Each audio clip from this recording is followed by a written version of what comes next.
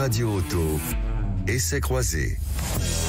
Chaque dimanche, Sud Radio et ses partenaires de Mobility TV font le point pour vous sur le marché de l'automobile, l'utilisation que vous avez de votre automobile. Est-ce que vous vous déplacez toujours en auto?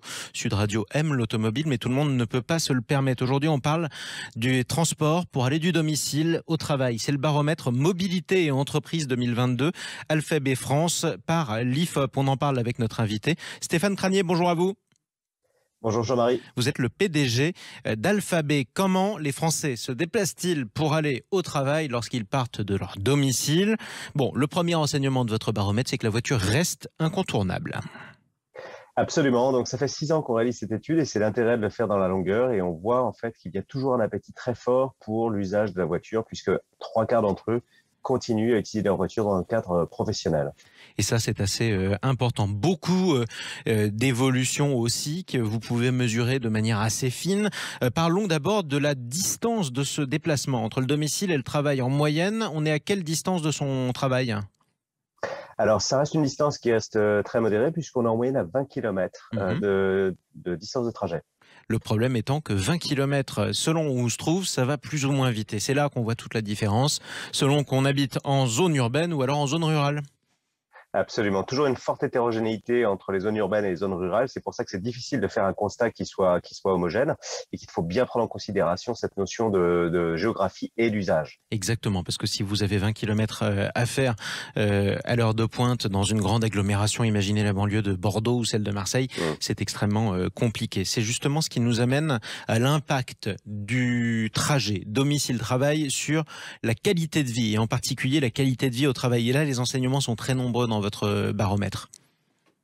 Oui, c'est-à-dire qu'il y a 24% en fait des sondés qui estiment que la mobilité en fait liée à leur déplacement en fait a un impact plutôt négatif sur la qualité de vie au travail. Alors il est multiple, ça peut être la perte de temps, ça peut être le stress lié à une fréquentation accrue ou le manque de ponctualité par exemple si on parle de transport en commun.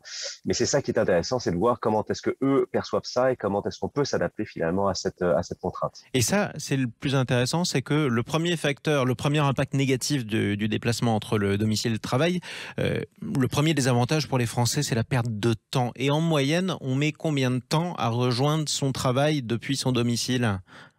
Alors, paradoxalement, on en revient encore à notre discussion, c'est que la durée moyenne est de 20 minutes. Ce qui n'est pas énorme. Pas faible, absolument, mais avec d'énormes différences entre le monde urbain et le monde non urbain.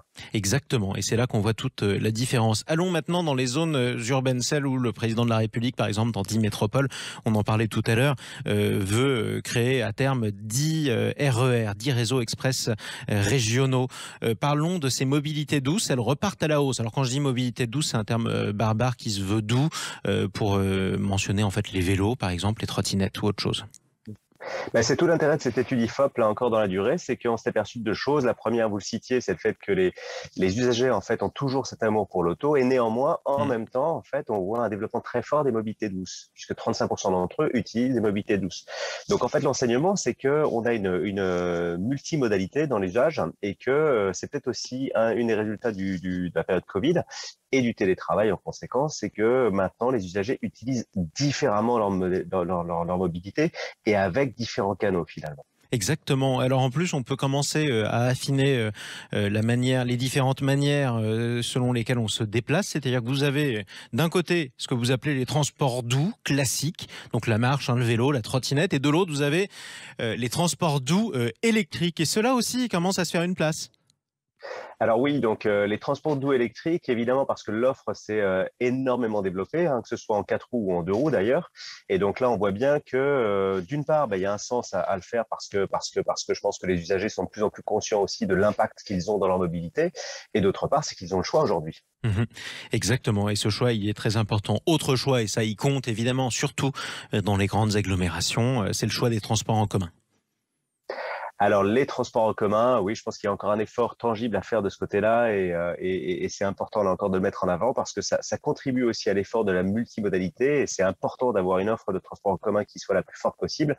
Néanmoins, il y a encore certains bloquants ou certains éléments puisque cette étude nous le dit que les usagers restent pas réfractaires mais encore peu sensibles en fait à cette offre-là. Exactement, 20% des personnes que vous avez interrogées avec l'IFOP utilisent les transports en commun. Évidemment, de manière écrasante, ils sont dans les grandes agglomérations. Il y a un autre enseignement, on en parle assez peu d'ailleurs quand on parle de mobilité, et pourtant c'est considérable en grande ville, c'est le 2 roues motorisé. Et ça, il est important. Alors le 2 roues en effet se développe d'une part encore lié à l'offre qui a été proposée et qui va de nouveau s'élargir. Et puis c'est vrai qu'on voit bien toutes les contraintes aujourd'hui qui sont proposées là encore dans les ZFE, dans les zones urbaines et aussi dans la capacité de se stationner. Donc le 2 roues peut être une option, avec là encore l'idée de choisir des véhicules qui soient les plus vertueux possibles. Exactement. On va peut-être terminer là-dessus parce que c'est important. Il y a un certain nombre de Français que vous avez interrogés dans ce baromètre qui motivent en partie leur choix de déplacement, leur choix de transport pour des raisons écologiques. C'est vrai que là encore, 6 ans en arrière, en fait, c'est une notion qui était relativement faible et qui aujourd'hui devient vraiment très forte, à la fois parce que je pense qu'il y a une vraie prise de conscience de l'usager. Pour l'usager qui bénéficie d'un véhicule de fonction, par exemple, les entreprises sont encore plus sensibles à cette approche-là. Donc ça, c'est un élément qui est plutôt bénéfique et je crois qu'il faut promouvoir toutes les solutions les plus vertueuses possibles, tout en assurant cette multimodalité qui, à mon avis, est la meilleure des réponses. Merci beaucoup, Stéphane Cranier.